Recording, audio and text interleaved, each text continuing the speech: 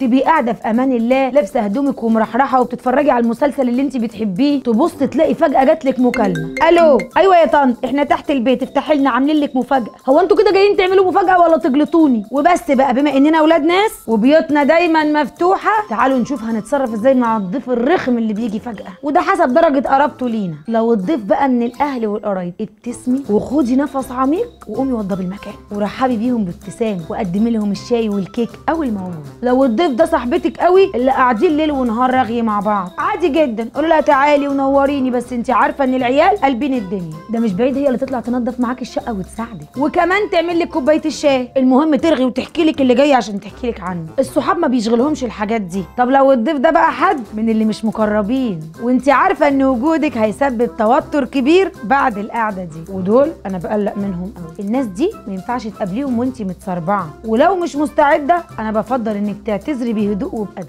تشرفونا في اي وقت والله، بس النهارده احنا مشغولين شويه، نرتب زياره احلى قريب ان شاء الله. وما تزعليش انك رفضتي زيارتهم، لان الكرم مش معناه انك تتحملي فوق طاقتك ولا بيتك يبقى مزار سياحي لكل اللي معدي. وتعلمي امتى تقولي اهلا وسهلا وامتى تقولي المره الجايه ان شاء الله. اكتبوا لي بقى ايه اغرب موقف حصل لك لما ضيف جالك فجاه، وساعتها عملتوا ايه. ولو عجبكم الريل شيروه.